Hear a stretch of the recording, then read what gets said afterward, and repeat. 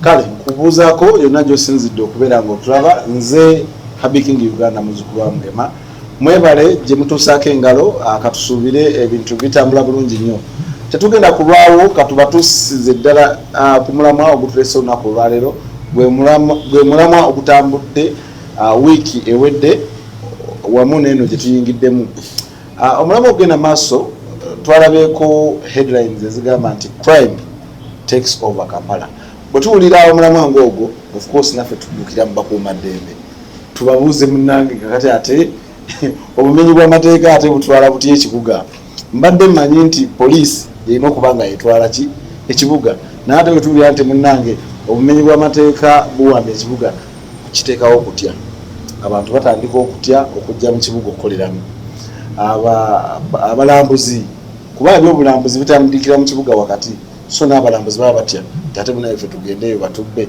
tugendeyo batutte misango mingi nnyo gibadde gigenda maaso mu ggwanga kituufu crime has taken over Kampala King Uganda ne muno mwebale kujja mubadde baddembe okusinziira eyo gye muli namwe ne mufulumya lipooti yammwe weewaawo naye ekibaleese wano okutegeera kigenda mu maaso weewaawo soka obuze ku batulaba abatulaba mbalamusiza nze Donald Muwezi omukwanyaganyi wa poliisi n'abantu ba bulijjo abantu baffe mu butanwa wa mu bugenderevu batera okumikisinga ebintu bibiri obumenyi bw'amateeka n'obutali butebenkeevu ate nga byawukana obumenyi bw'amateeka n'obutali butebenkeevu byawukana biti ebibiri bigambo bibiri ate nga byawukana wazza otya wano okuva gy'obeera najidde ku appointments bakwesikotinze ne bakuwa abaserikale bakutuuse wano wazze weka nzenzeka mu kitundu ekitali mu butebenkevu nga Sudan nga Somalia nga Middle East kiba kizibu okuyingira mu tawuni nga Kampala gamba wabeerawo road blocker wabeerawo amasasi ng'ogenda oyitaayita ogenda ogawulira ogenda otuuka wano nga waliwo mamba ezikuwerekeddeko nga muli mu kampu temukyasobola na kubeera mu mayumba gammwe kyebayita insecurity naye obumenyi bw'amateeka okuba akasimu kumenya ennyumba si bwa kitundu kyonna nga bwe tugamba ekiri Sudan naye oyinza okuba nga eggwanga terina nga literedde kimuli insecurity naye ng'obumenyi bw'amateeka bugenda mu maaso bano babba ebisolo bano batwala amasimu bano bamenya mobile money kati bwe butyo bwawukana naye ekyenjawulo ekiriwo nti obumenyi bw'amateeka bwe butakwatibwako buyinza okugenda mpolampola ne bufuuka butali butebenkevu abasala ensawo bwe batakwatibwako bayinza okumenya amayumba bayinza okweyongera ku maanyi n'obukugu ne batemula abantu ne bafuna ku nsimbi ne babba ku mundu ne beewagula ne beewa erinnya ne password ne bawamba ekitundu awo ne buva mu bumenyi bw'amateeka ne bufuuka obutali butebenkevu ng'okuyingira bwayise bwetaaga mamba naye nga bwatandikira mu kumenya amateeka kusala nsawo misango gya bulijjo ekyo nakyabalabi ba TV oba kyanoyo bakitegeere kyokusatu nti bwe tuba twogera oba tukola mawulire gaffe tulowooze nnyo ku ggwanga eggwanga lyaffe ofulumya headline oba eggulire faayo nnyo linaatuyisa tutya ng'eggwanga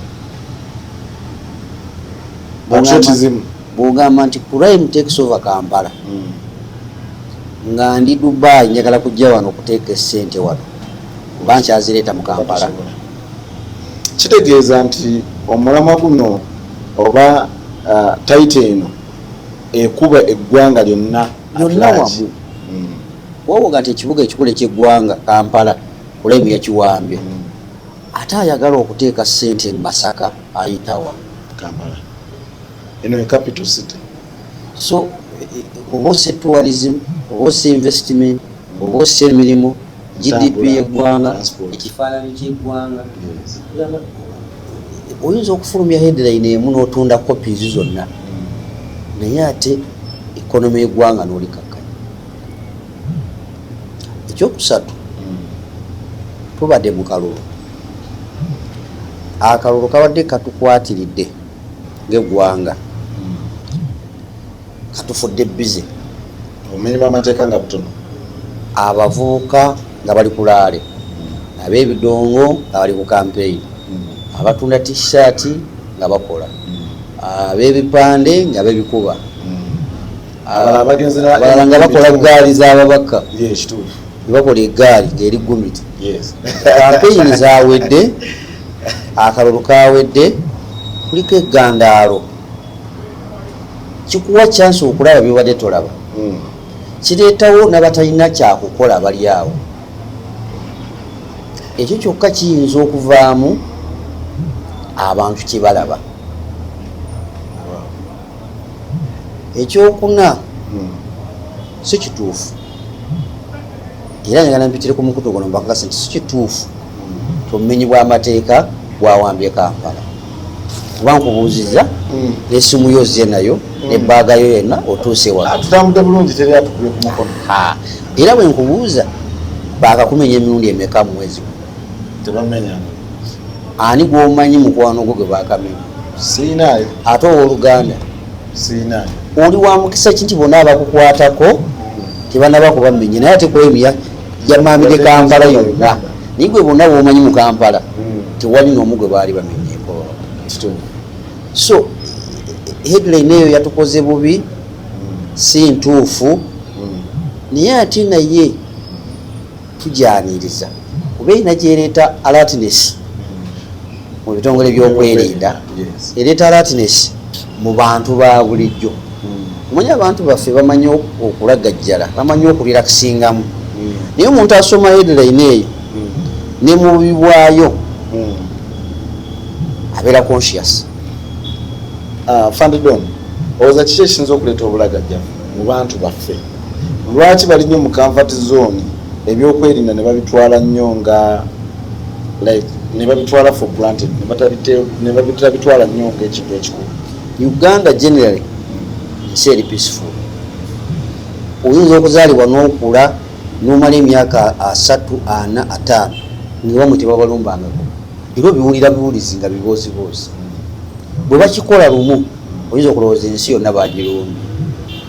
Generally Uganda erudde ng'erina emirembe, border to border, ng'abantu bavuga, ng'abantu benywera omwenge gwabwe, ng'abantu batwala abaana ku ssomero, ono asala ndubota, ono avuga border, asisinkanye ow'emmere, ne buli omu ali bibye Uganda. Emirembe egyo kasita wabeerawo ekigikyangamu awo, oyinza okulowooza ensi ekoma leero. So sibanenya nnyo kiri awo. Bw'ogenda mu nsi endala nga Sudan, Congo, Somalia ne Kenya wano ku muliraano, ebintu bye boogera wano eri tebibatiisa kuba bya bulijjo, naye abantu baffe baludde nga balina emirembe, era omuntu yenna agikwatamu kibakanga. So yembeera eriwo, tukkiriza wabaddewo obumenyi bw'amateeka, era ne mutwala n'abantu baffe. Tewabeereyo omuntu atuula eyo naga nti tuli ku musitaali, tuli alaali. Skies yafa, omukyala ku UCU yafa, omukyala eyali akola ku guest house erunguja ne asikaali. So tosobola kuyimirira wano nga nti Uganda tetulina buzibu bwonna, Kampala tulyoke. Mulimu incidents zosobola okubala 1, 2, 3, 4, 5 ku miliyoni 4 ezibeera mu Kampala. Era ngo afudde wuwo ebeera 100%. Bwebaga nti akabenje kabaddewo mu taxi nwafaamu omuntu omu, bwobanga tobamanyi olaba nti sikamaanyi, naye omuntu oyo bw'abanga muganda wo kaba kazibu nnyo. 100% omuntu wabadde wakozesi afudde. So tukitegeera era twagala kukkiriza tebibaddewo si birungi. Omuntu wa bulijjo mu situation eno tumutunulira ne poliisi tuddayo ku mulamwa gwaffe guli ogwa community policing kubanga era ngolaba guba gulina engeri gye guyingirawo wano. Kiki ekirina okukolebwa wakati w'omuntu wa bulijjo ne poliisi okulaba nga obumenyi bw'amateeka bukendeera? Nga tetunava kuyingizamu muntu wa bulijjo, njagala ntegeeza abalabe nti poliisi teyeebase n'ebitongole ebikuumaddembe. Era incidenti zonna zenjogeddeko twakwata abateeberezebwa okwenyigira mu bumenyi bw'amateeka obwo. Abalooya balina kye bayita glittering evidence. Oli ng'akusanze n'ekiraga nti waliwo wenyigiramu. Ku bantu bonna benjogeddeko ba suspects tubalina. Twazuula emmundu nnya nga tugenda mu Christmas awo. Ate ekitongole kyaffe ekya forensics ne kizigatta oba ne kiziconnectinga ku bumenyi bw'amateeka 30 obw'emmundu. Emmundu nnya. So kitegeeza tulina kye tukola. Tiwabeerewo omuntu yenna alowoolesa abantu nti obumenyi bw'amateeka weebulirwa kuba poliisi yeebase oba tebigikwatako oba tukolagana n'ababbi. Kuba nakugamba liri omulimu gwa poliisi ekitusasuza okukendeeza oba okumalirawo ddala obumenyi bw'amateeka.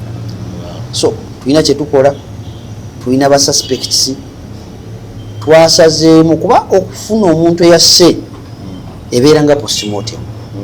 Mu nkola entuufu twandibadde nga tuziiza omuntu oyo okuttibwa kuba oga nti twakutte eyasse skies oba okoze naye tekimala skies teyandifudde. Oba ntegerekese? Omutegedde bulungi nnyo. Omulamu omutuufu twandibadde nga tupreventinga obumenyi bw'amateeka buleme kubeerawo. Naye singa tusimatukako ne bubeerawo tukwate omuntu oyo. Afandawo ennyininyini wetutunulira omwala ono Diana Sky incident yaliwo asikali yali akuuma ekifo ng'ekyo ng'omusirikale omuyivu era nga n'experience gy'olina mu poliisi yabbanga eriweerako ddala. Olowooza nannyini apartments ezo kiki ekituufu kye yandikoze kubanga mu kutunuliramu okulaba neyali akuuma awo teyali wa poliisi.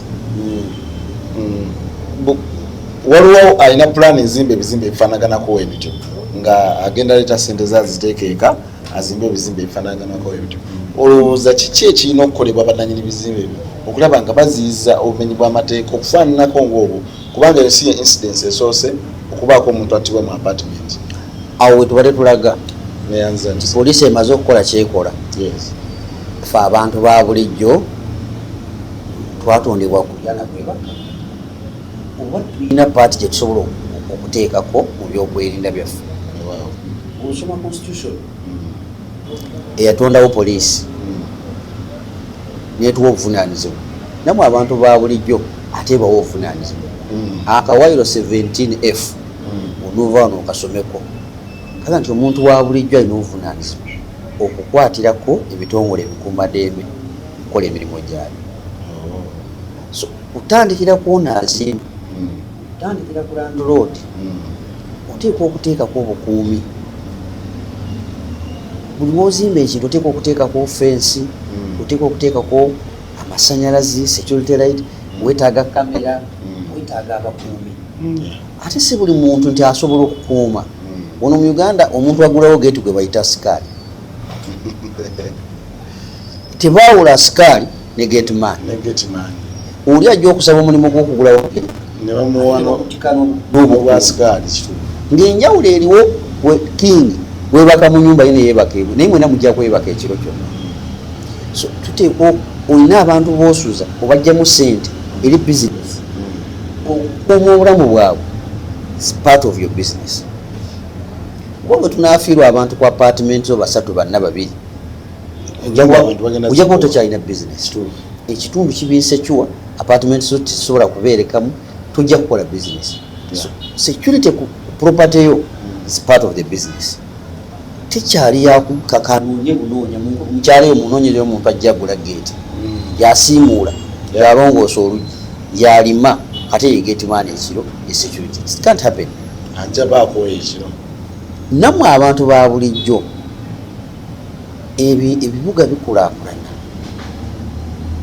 embeera egenda ekyuka, era obumenyi bw'amateeka obusinga kati nabo bagambako luli ababodaboda ebijambiya bagoba omuntu okuva ku banka, emotoka esente azitadde mu motoka bamugoba bamukuba bajjamu sente mukadde 6 mukadde 3 mukadde 5, ekitegeeza baba ne information okuva mu banka nti omuntu ono ajjayo sente bweziti. bw'obanga wali ogenzeko mu banka king, banka ezisinga zirina stage za bodaboda ebwe oyingira bakulaba sibwe kiri bwoba tolina motoka bwofuluma be bakutwalako.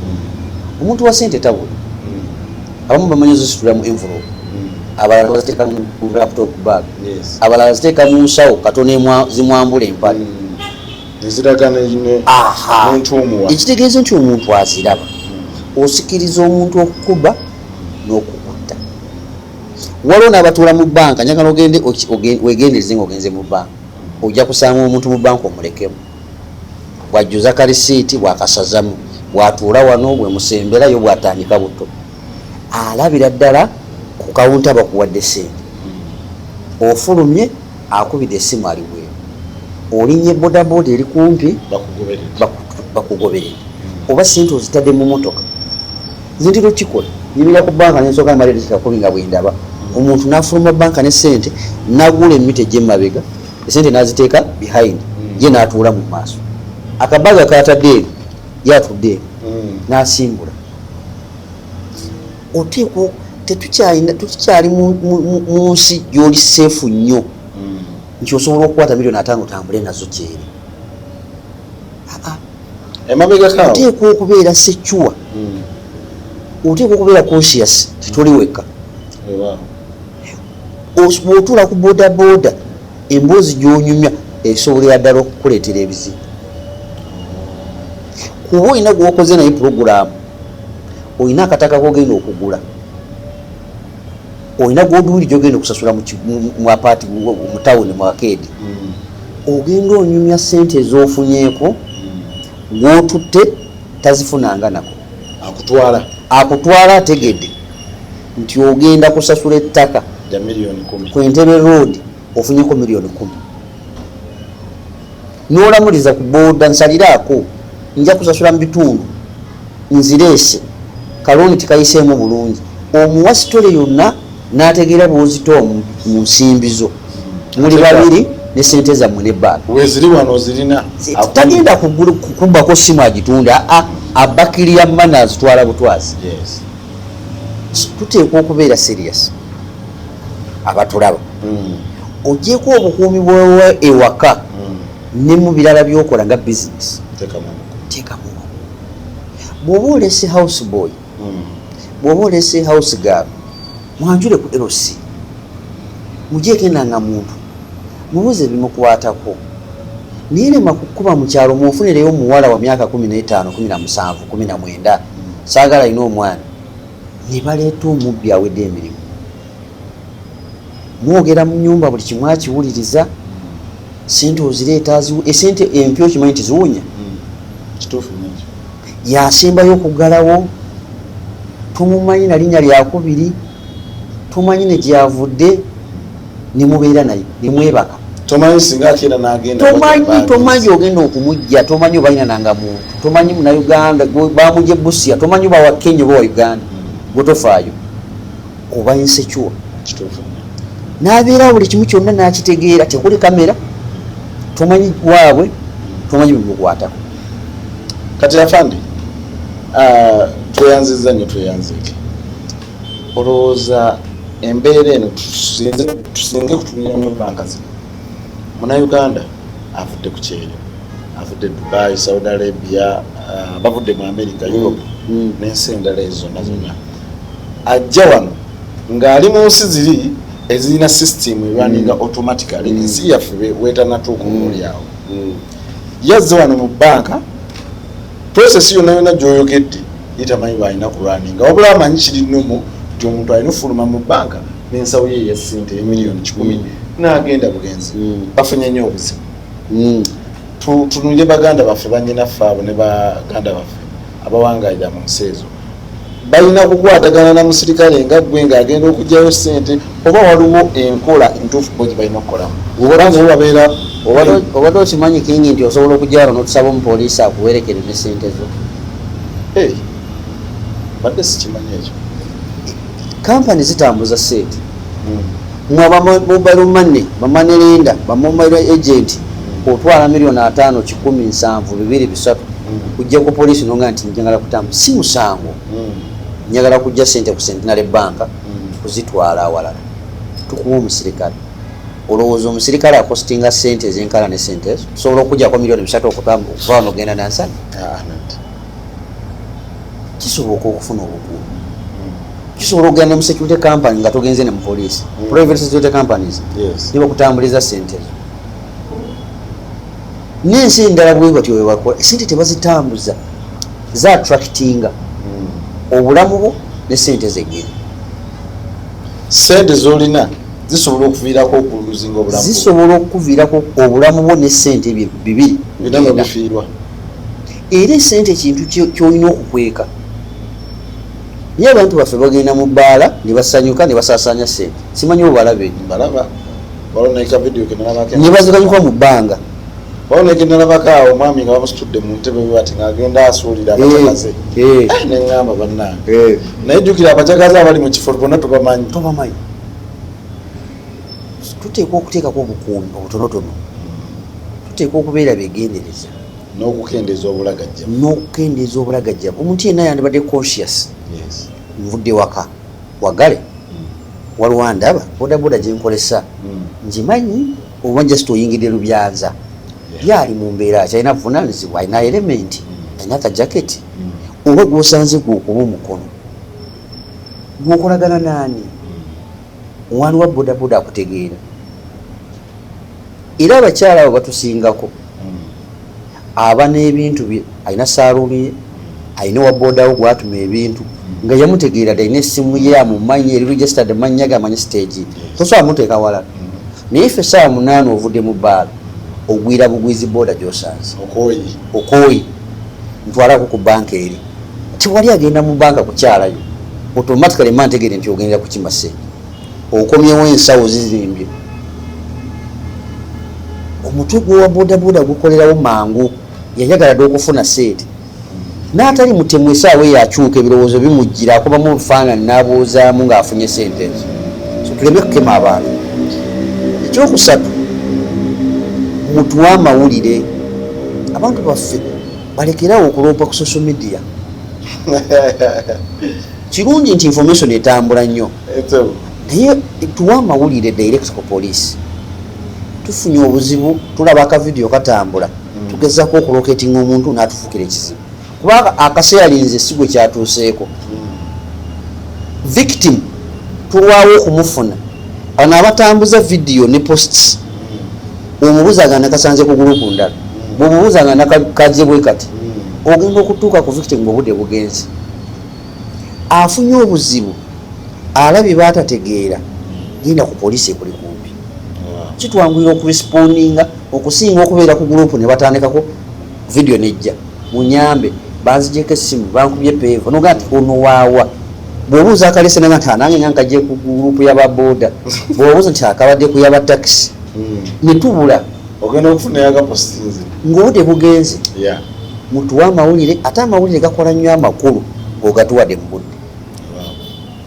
ekintu nekituukako mande n'ojja friday kiba tekikyatuyamba kiba kiyise kibayita timely information nkwegeredde ti awaliwo gati eri poliisi netukola ki maze okugamba nti eyatta omukulu w'essomero ku UCU twamukwata eyatta beerunguja 2 babakutte n'emmotoka timugeza ne munyuma obukugu bwa poliisi oba ebitongole bikuumaddembe gwekola paati yo tuwa amawulire gwe reportinga gwe gyolowooza nti police post ntonotono gwe reportingawo paati yoba ogikoze afande mubadde mukoze nnyira nze ndi omu ku baali baasanyuka mu bubbi bw'okubbira mu taxi essaawa zino maybe ekintu kino ekya crime has taken over Kampala nakyo kanyomerako kekusaamu obubbi bw'okubbira mu taxi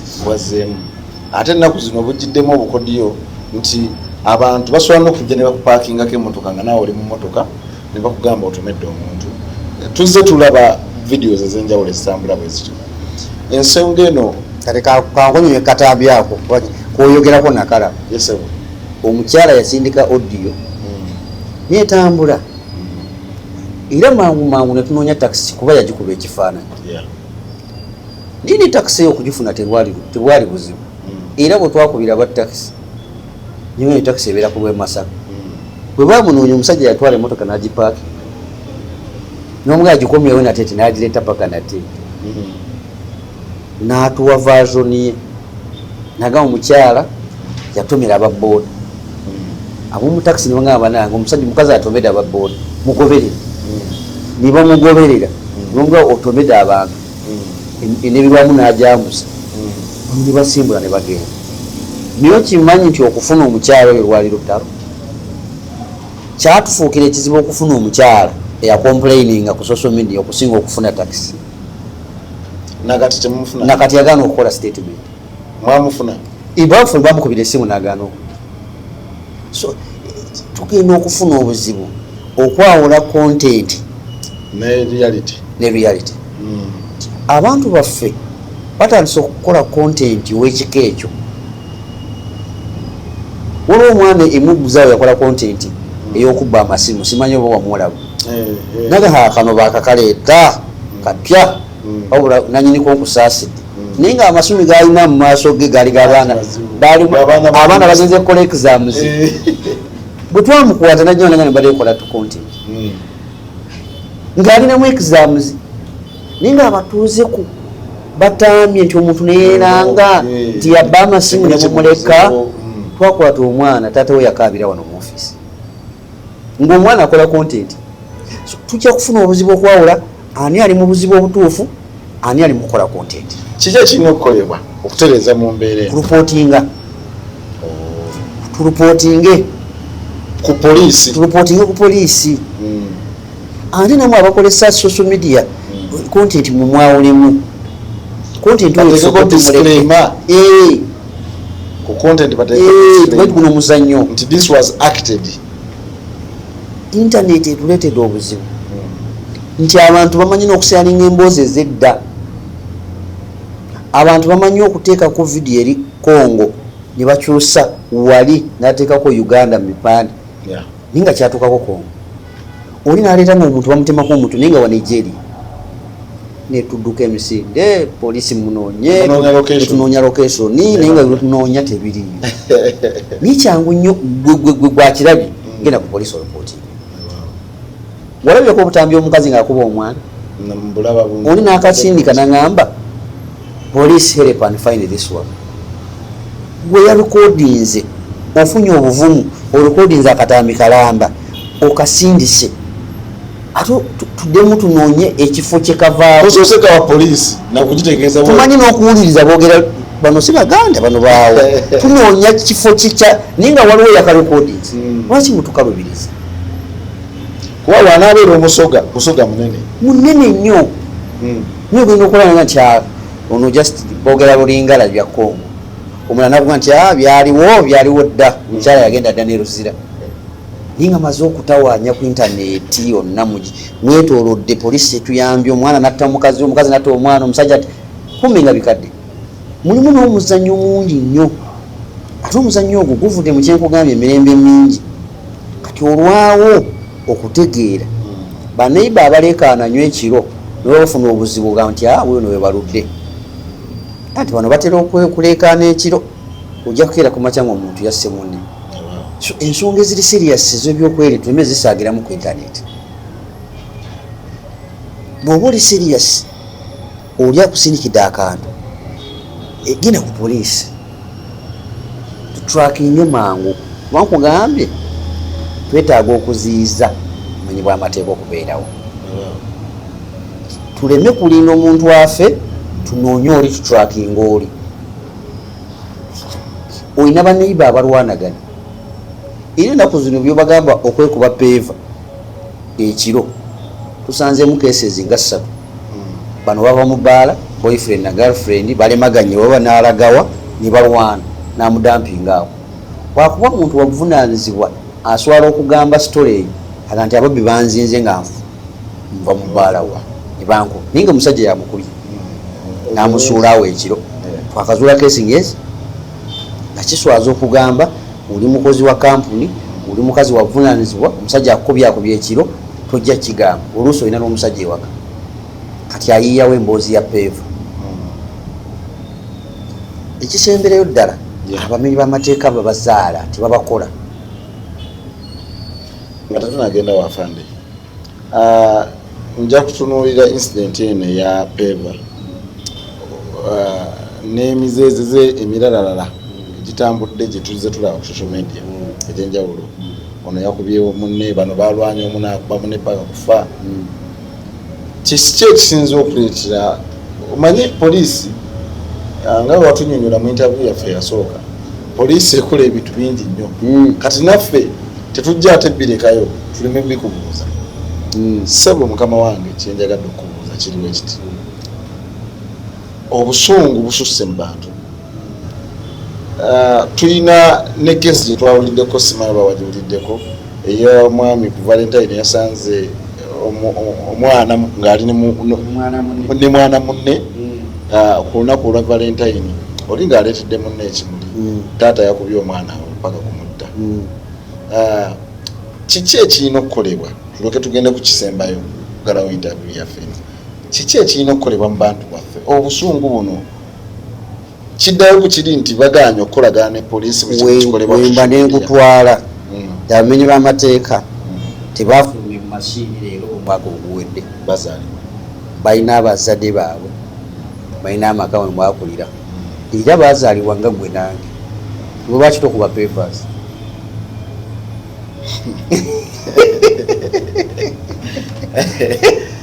lwaki tokuba bantu papers sisobola lwaki sikiwuliramu munze ekitegeeza nti waliwo ekikyamu waliwo kikyuseemu mu nkuza y'abantu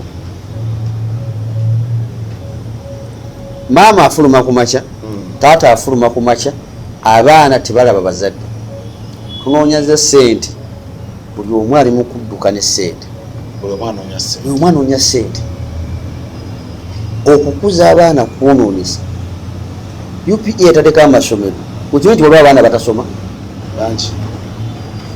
bangi nyaabo bangi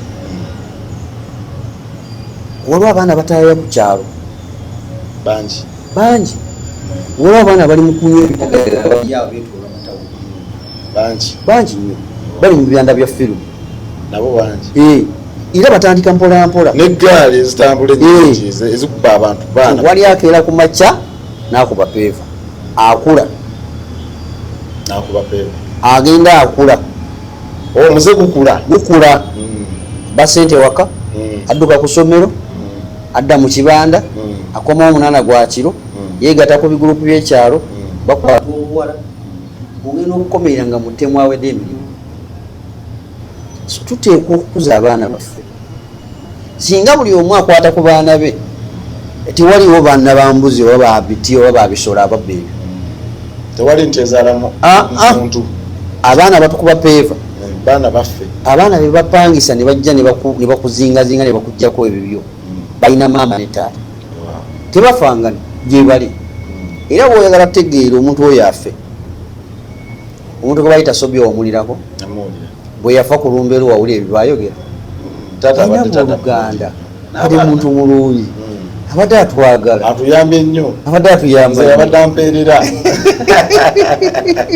so abatulaba tuteekwa okwetereeza ate family gwe abaana bo bali batya kuba abaana bo be batubba abange be bakubba nakugamba lwe kijja kuba kizibu poliisi okujja ewaka egunjula abaana bo ate n'abaana baffe kyebalaba bayinza okiteeka mu nkola wewaka otuuka meka ewange ekinene nnyo ziba ssaawa 3 abaana balaba bye tukola abalala tetusobola na kutwala abaana ku bizinesi yaffe. Olwoga nti buli omu atwala omwana we gy'akolera ojja kulaba emisinde wa okitegeera. Tukuziza ababbi, tuli mu kuyonsa babbi, tuli mu kwambaza ababbi ewaka, ogulira abaana bo naye nga tofaayo kye banaabeera. Sente ojja zinoonya, ojja kukeera ku makya 11 ogenda onoonya essente, naye nkukakasa ojja zinoonyeza looya wakolereza mutabani wo kuba tugenda mukwata era wendagaawo. Tutaddewo strategies zeziriwezo tugenda kukola operation era twatandise. Tugenda kukola operation ze bayita disruptive and intelligence led. Tulina black spots tuwano ku bypass babbirawo mwamazo zimake tinaalya wakubirawo peva tinansa nabatwalirako obusawo nitukupunjani ku bitaala bakolera webati ne webati. Tugenda okukola operation era nkulabira omuzadde aludde nga tafaayo ku mwana we saawa zimutwala gy'abeera ne banne baabeeramu akeere ku makya nga twamukutte saa 8 ababuuliriza yaddakola akaabire ku poliisi mpaka kawungeezi, mwana wange ndi mulekwa, nze taata, nze maama, omwana nze kikaaki. ninga omwana ataya y'ekyalo kyonna ayenjeera tobifaako oba bakugaa nti bamukutte n'ojjayo byonna ebikukwatako. Kati abaana yafa yabandekera nga bato dididididi nkwegayiridde nga bwe mwaŋŋambye nti kuraimu ekuta ekibuga kyonna ate mukkirize twerongoosa nammwe mubeere paati y'okwerongoosa mutuwa amawulire nti ffe ekifo kino tekiyitikwa musaawa bwe ziti abeerosi mutwegateko. Naye tulina n'abantu baffe nga beerosi nabo bali awo basambisa amagulu 2 wali omulireko omusambi asambisa amagulu 2 asambisa deneko chairman omuga nti tujja kukola operation naga mujje ate nakeereri naga nti bajja mugenda okutuuka mu kifo kyeyabagambye nga wakaba kubona kugamba nti operation zaffe ziteekwa okuba nga zirina target. Nomutuyite tuwano bazibu wano tewayitika saawa 8 mukube meeting ekizibu kyaffe kino ne kino ne kino ne kino tulawune ekyalo tupatrolinge bwe tunaakwata tusikurininge wamu yo paati esembayo kubanga operation n'okukwata tutagetinga abantu ababi etuleme kukwatiramu abadde ayitawo mu bulamu saalumanya abakulembeze mubeerewo mu mazima amatuufu nti ono omwana mulamu ekituufu mwamusanze mu kifo babbira amasimu naye ate abadde ava kulaba omupiira tuleme kumutwala eruzira oba kitalya naye tugenda okukola operations obutawuumula zatandise dda. Tugenda okutwala abantu mu kooti abali mu bibanda abali mu black spots zetwamakinze ababbira abantu mu bitaala tugenda okubakwata. Nkugambye tulina squads ezitali mu uniform pitirivu. Nga tumaliriza afande tuze tulaba bwe tulaba tukomawo abatulaba tulina ensonga tujja kuddayo eri emabegako mu community policing. Tulina ensonga era ensonga eri nnyo mu bantu bebabbirako ssente mu mabanka communication. Tujja kukomawo n'akanyomero ako naye kakati bwe tuba tumaliriza program eyo tugenda kuddayo ku misango gino egitambula ennaku zino. Abantu bangi bafeesinze problemu eno. Waliwo abantu abazza emisango n'agamba afande Doni ono bwe naateeka ekifaananyi kye ku mukutu gwange buli omu sina gwe nja kugamba nti leete miliyoni 10 nja kigusa kimalirize. Recently tulabyeko n'omusirikale yafeesinze problemu yemu eno nga kasembayo. Ensonga eno mugitunudde mutya nga poliisi? Ensonga eno yabufere abafere si bagezi nnyo be bafera ffe tulinamu obuzibu. Abasinga amasimu gano wajja linki zakuwangula ne tuziggulawo misinde nibo kuyingiramu ekigako oba naye bampakinzi tebakuwakinzi gwabadde onoonya sente zabwereere ekyo nakyo tukitegeere badeko title President Museveni has given 100 million emirimu ya UNICEF esente za United mbegayiridde wotasuubira kujja kitugendayo waliwo omusajja yakolesa ekifaananyi kyange ninga bwenyambadde uniform n'ateekako ate erinnya lya DPC Jinja Road bwakusindikira message nti nyamba tuli mu ddwaliro omwana wange mpayo emitwala sente entono z'amanyi tojja kwewuumya guno kulaba nga nze akyatinga naawe ng'osindika sente bamala okubba abantu nga 3 nuga nti n'okubira omuntu oli bulungi ti simu yange bagihakinze bufere internet eyo gyolaba nzibu byotategeera tobiyingiramu mwabakolesa internet mu sente ozigireyo ku simu ku mobile money biki password bajja kutwala sente zonna ku account beganyidde byotategeera tobiyingiramu link akazanyo kotagenze muto wangula bino bakukubidde owangudde muto nga teweetabye mu kazanyo nkwegayidde tukyamukirira kuyingira mu kazanyo konna togenda gye batakuyisa yingira mu byobadde owuliriza wabeerawo Airtel ng'erwaninga akazanyo bibeera ku TV bakubulira enamba entuufu naye gwe n'ova gy'ovudde nyabo owangudde emmotoka n'okuba enduulu naye tusindikiriza amafuta kuki abantu abasobodde okuwa emmotoka balema okuwa amafuta nudamu ebyo bufere bwekikutuukako reportinga mangu kuba omuntu ayinza okukolesa ekifaananyi kyo king ate nabbanzi ngenda kukunoonya era bwekikutuukako mangu kino nkigatta ebintu ebikukwatako okubula osudde national ID osudde kaadi y'ekyalo ereka akafaananyiko mangu nnyo dduka ku poliisi oreportinge oba oli bw'amenya ewange n'alekako ID eyo okutunyonnyola nti si gwe yabbe ne weerabira ID ewaka ddalo essimu yeebuze yangwa mangu ku poliisi kuba agibbye singa akolesa layini eyo okutubba tujja kukwata ojja tunyonyola singa tukusanga nga tiwareportinga ijja kuba giwonye reportinga gwe bahakinze essimu reportinga gwe babbyeko essimu reportinga asudde enanga muntu dukira ku poli tibabisasuza byabwereere oyinza okulowooza osobola okugenda n'ofuna ID endala ey'ekyalo n'olowooza eri ebuze terina makulu oli agitutte natta omuntu n'agiteekako kinga oba watta omuntu oba weetaba mu kutta omuntu neweerabirako ID y'ekyalo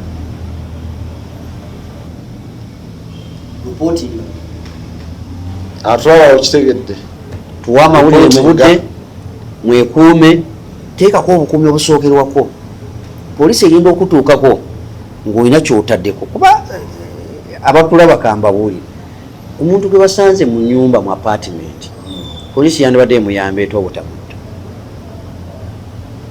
shamba boy yakutukidde mu nnyumba yo poliisi yandibadde ekola eti omusajja asse mukazi we mu nnyumba poliisi yandibadde eziyiza etya obutabeerawo emisango egimu muteekwa mmwe wennyine okuteekako obukuumi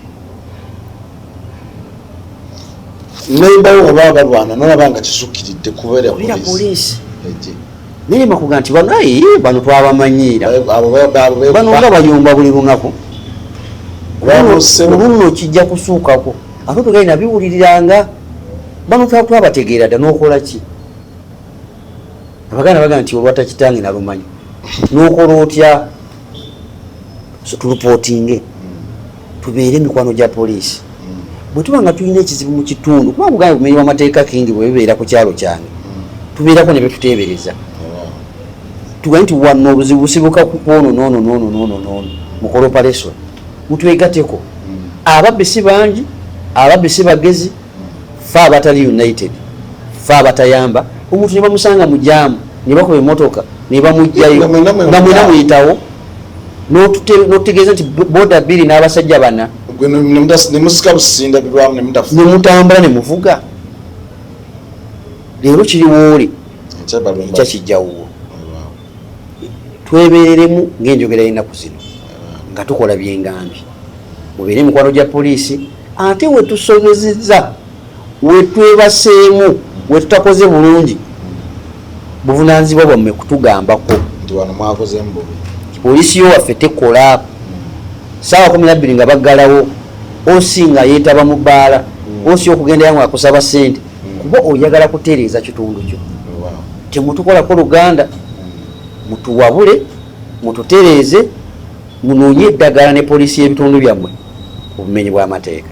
Tweyanziza kale gwenno atugoberedde tetugenda sukkawaawo pozi nga bwetutera okukola afanda jatuwayo akatalekeka akataleka akatonotono tubadde ku bumenyi bw'amateeka era tukakasizza nti ebiwuliddwa kituufu pozi nga togirabya interview gimalako naye oba ogirabye n'ogigoberera tukakasa nti ddala kituufu obumenyi bw'amateeka tebunnawamba Kampala kubanga naffe tutambudde butambuzi okuva gye tuvudde okutuuka wano ate era ne bannayuganda mwe bali bakola so obumenyi bw'amateeka tebunnasaanikira kibuga kyaffe wabula gwe ekisinzo essira afande lyasinza okukuutira reportinga kyonna kyolabye ekiri sensitive ekiyinza okukosa obulamu bwo oba obwamukwano gwo oba eri munnayuganda munna akwetolodde reportinga ensonga ezo poliisi ejja zikolako bulungi.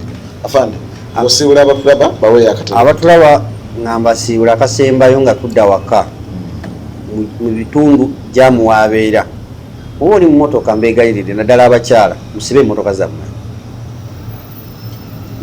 zammwe laputopu obaaga sente biteeke bwosobola okulaba kuba oli mu jaamu ebikutwala byolaba bingi kati eno waliwo pasita asaba walokoka mukama yeebazibwe eno saidi eno baggulawo batwala ebintu bw'oyingira mu motoka siba emmotoka yo beera lema kwetta wenna nkoyo ojjemu engatto otaddemu open shoes omusupi ogusumuludde oli musajja laptop ogisudde emabega wakuba okooye neweerabira siba emmotoka yo bw'oba olina esi nebigwamu jambuse vuga obona otera otuuka ewaka bakubire nti naatera otutuuka ewaka bakugulewo geeti bwe bukuumi bwosobola okwewanga omuntu. Kale tweyanziza nnyo tweyanzege baganda bange subscribinga sharinga tubebaza saidi ya TikTok mutuvuzeevuzeemu speed